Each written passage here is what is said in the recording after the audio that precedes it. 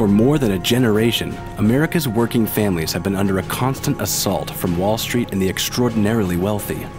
In the last 10 years, incomes for the top 1% have tripled, while working families scrape by, working harder and longer and taking home less pay and benefits. Yet when Wall Street tanked and 15 million Americans lost their jobs, the billionaires decided they had to blame someone else.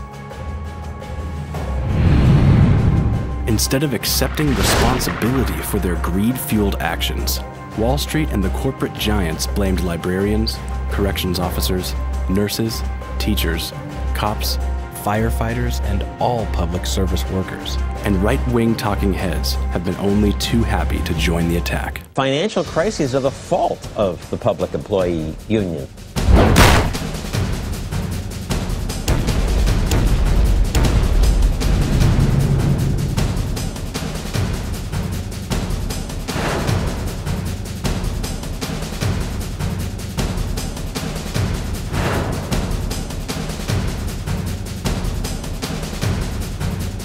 What happened to the contest of civil servant? The servants are supposed to earn less than we do, and at one time they did.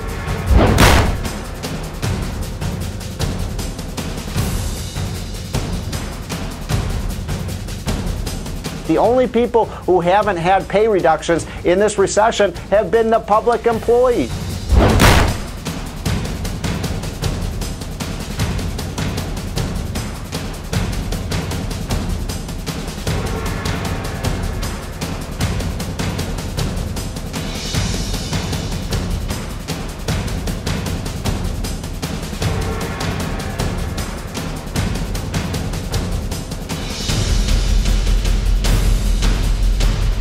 The unions are in bed with Washington and special interests.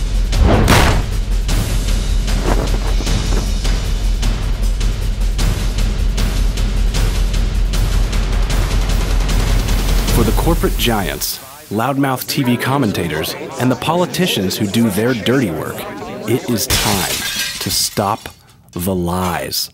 Regarding the news media and the way they're portraying us, it's sad. I think it's kind of shameful in a lot of ways. They're portraying all the problems that the state government has on the people who I think contribute a lot and are the least able to defend themselves. Some of the media and the politicians use public workers as a scapegoats because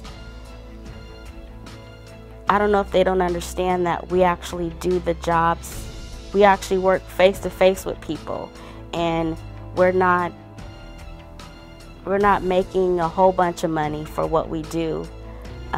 We do it because we have a passion for what we do. We're professional about what we do. And a lot of the times they think of our pensions or things like that, but when we retire, some of us don't get Social Security.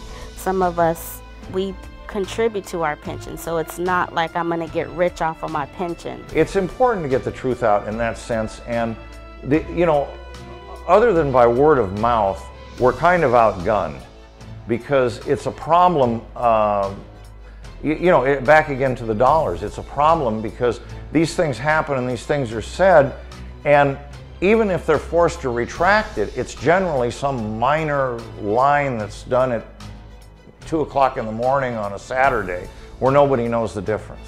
Okay, but misinformation and preconceived ideas and assumptions can be deadly to civil service work and unions.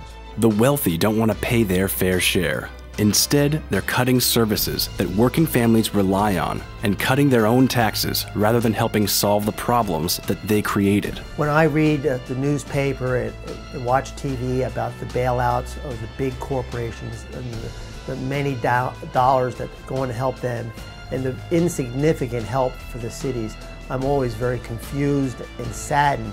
We are public servants. We serve all the citizens, no matter of income level, social status, and we get very little or no help. I hate to see it because, what is that teaching my son? You can work hard, you go to college, get your degree, and it's all out of your hands. Your success is based on somebody sitting in an office somewhere on Wall Street, you know, how your life turns out.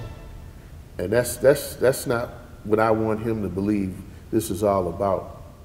We don't want public employees.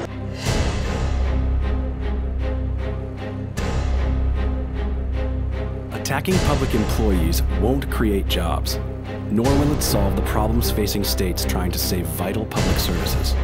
Stop the lies.